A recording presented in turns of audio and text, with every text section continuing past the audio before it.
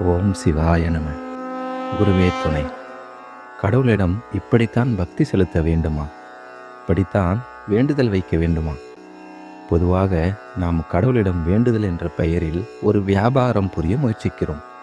எனக்கு உடல்நலம் பெற வேண்டும், மன அமைதி வேண்டும், திருமணம் கைகூட வேண்டும், பணம் வேண்டும், வீடு வேண்டும், தொழில் மேம்பட வேண்டும், பிரச்சனையில்லா வாழ்வு வேண்டும். சிறிது சிந்தித்தோமானால் கடவுளிடம் வேண்டுதல் என்ற பெயரில் நம்முடைய சுயநலத்தினை பிரச்சனைகளையும் முன்வைக்கிறோம். காணொளியை காணும் அன்பு உள்ளங்களுக்கு இனிதான வணக்கங்கள். கடவுளை பொறுத்தவரை இவ்வுலகில் பிரச்சனைகளே என்று எதுவும் இல்லை. அவரவர்கள் சூழ்நிலைகளை காணும் கண்ணோட்டத்தினை பொறுத்தே அது பிரச்சனை என்று எடுத்துக்கொள்ளப்படுகிறது. கடவுளிடம் மிகச்சிறிய சர்க்கரை துண்டுகளை கேட்கின்றோமே தவிர அவரிடம் உள்ள தின்ன தின்ன திகட்டாத அமுதத்தினை நாம் கேட்பது இல்லை. அந்த அமுதத்தினை உண்மையான பக்தி மூலமே பெறலாம். பக்தியின் மகத்துவத்தினை பக்தன் பிரகலாதன் கதையின் மூலம் அறிந்து கொள்வோம். இரண்யகசிபு என்றொரு மகா சக்தி பொருந்திய அசுரன் வாழ்ந்து வருகிறான். அவன் தனக்கு பரம எதிரியாக மகாவிஷ்ணுவை எண்ணி வருகிறான். மகாவிஷ்ணுவையும் அனைத்து லோகங்களையும் வெற்றி கொள்ள பிரம்மரை நோக்கி கடும் தவம் மேற்கொள்கிறான். இவ்வேளையில் அவனின் மனைவி கர்ப்பமாக இருக்கிறாள். இதை அறிந்து கொண்ட இந்திர தேவர் ஏற்கனவே வெல்ல முடியாத இரண்யகசிபு இப்பொழுது மற்றும் ஒரு அசுரனும் அவதரிக்கப் போகிறானா என்று எண்ணி குழந்தையை கருவிலேயே அழிக்க திட்டம் போடுகிறான். இதனை அறிந்த நாரதரோ, இந்திரதேவா, பெரும் பாவத்தினை புரியாதே. அக்குழந்தையோ வரும் காலத்தில் பக்தர்களுக்கு முன்னோடியாக விளங்கப் போகிறது என்று கூறிவிட்டு இரண்யகசிபு மனைவியிடம் சென்று அவரது உரையாடலை தொடங்குகிறார். அவரின் உரையாடலோ ஆன்மீகம் மற்றும் மகாவிஷ்ணுவின் மகிமைகளை பற்றி இருந்ததால் இரண்யகசிபுவின் மனைவி அதில் நாட்டமின்றி உறங்கி விடுகிறாள். இருந்தும் நாரதர் நிறுத்தவில்லை. வெகுநேரம் தொடர்கிறார். ஏனென்றால் வயிற்றில் இருக்கும் குழந்தை கேட்டுக்கொண்டிருக்கிறது. கேட்பது மட்டுமின்றி மகாவிஷ்ணுவின் பெருமைகளை பரிபூரணமாக உள்வாங்கிக் கொள்கிறது. ஆதலால் குழந்தை பிரகலாதன் பிறந்ததில் இருந்தே எங்கும் விஷ்ணு, எதிலும் விஷ்ணு என்னும் பாவத்தில் இருக்கிறான். அங்கோ இரண்யகசிபு கடும் தவத்தினால் ஒரு வரத்தினை பெறுகிறான். பகலிலோ இரவிலோ, வானத்திலோ பூமியிலோ, மனிதர்களாலோ விலங்குகளாலோ, மந்திரத்தாலோ ஆயுதத்தாலோ இறப்பு இல்லா ஒரு வரம். அவனுக்கு தெரியவில்லை, கடவுளினால் கிடைக்கப்பெற்ற மூளையின் அறிவு திறனால் அக்கடவுளை வெல்ல முடியாது என்று. இரண்யகசிபு தன் மகனை காணும் பொருட்டு மிகுந்த ஆனந்தத்துடன் வருகிறான்.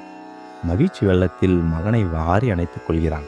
அனைத்து உலகங்களிலும் உள்ள கலைகளையும் தந்திரங்களையும் கற்றுத்தேர அசுரகுரு சுக்கராச்சாரியாரின் 2 மகன்களின் குருகுலத்திற்கு பிரகலாதனை அனுப்புகிறான்.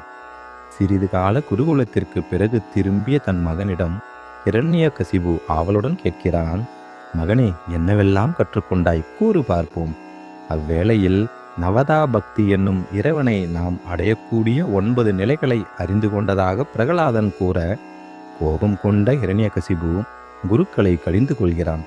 அதிர்ச்சியில் இருந்த அவர்களோ மற்றும் ஒரு வாய்ப்பினை அளிக்குமாறு வேண்டுகின்றனர். இம்முறையும் அவர்கள் என்ன கற்றுக் கொடுத்தாலும் பிரகலாதனின் சிந்தனையில் மகாவிஷ்ணுவின் மகிமைகள் மட்டுமே இருக்கின்றன. ஒரு நாள் 2 குருக்களும் வெளியே சென்றிருந்த வேளையில் குருகுலத்தில் இருந்த மற்ற அசுரர் குல குழந்தைகள் பிரகலாதனை விளையாட அழைக்க, அதில் நாட்டமில்லை என்று கூறிய பிரகலாதனோ, நீங்கள் வேண்டுமானால் என் விளையாட்டை விளையாட வாருங்கள் என்று அழைக்கிறான்.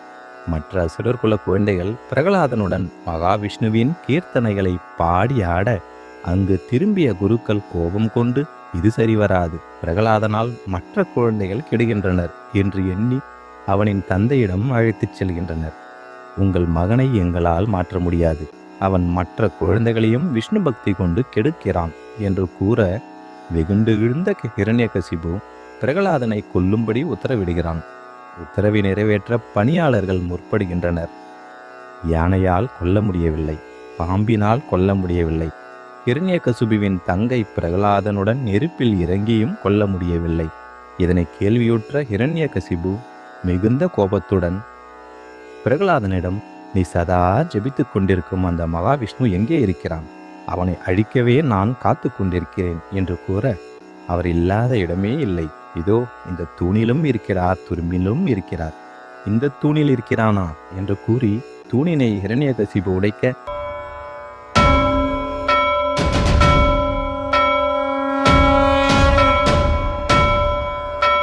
அத்தூணிலிருந்து நரசிம்ம அவதாரம் கொண்டு வெளிப்பட்ட மகாவிஷ்ணுவோ கடும் சினத்துடன் இரண்யகசுபிவை பற்றி இழுத்து கொண்டு போய் மாளிகையின் நுழைவு வாயிலில் தன் மடியில் அவனை கிடத்தி, இது பகலோ இரவோ அல்ல, சூரியன் சாயும் காலம்.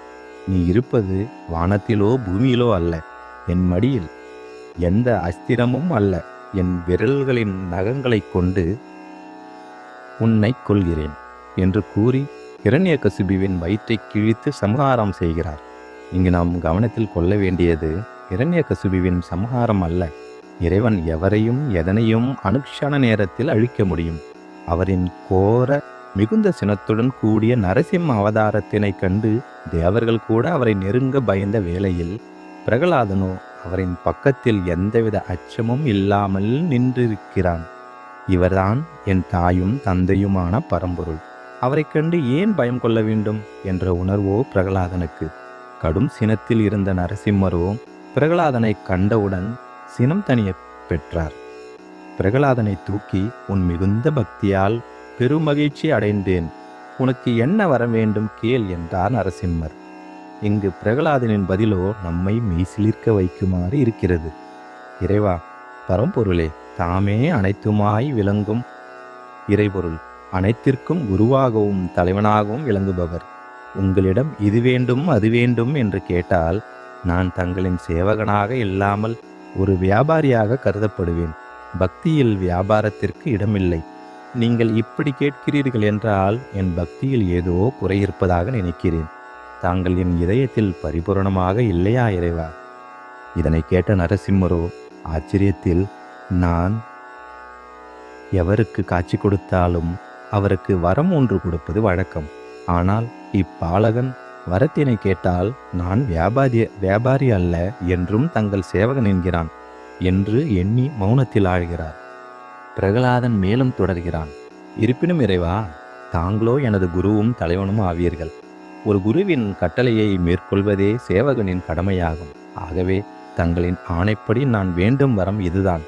இனி வருங்காலத்தில் தங்களிடம் எதையும் கேட்காத மனம் வேண்டும். என்றும் தங்களின் பக்தி ஒன்றே என்னுள் குடிகொண்டிருக்க வேண்டும். நாம் கடவுளிடம் வேண்டுவதோ அற்பமான விஷயங்களைத்தான். ஆனால் அவர் கொடுக்க எண்ணியிருப்பதோ பிறதற்கரிய பொக்கிஷங்களை.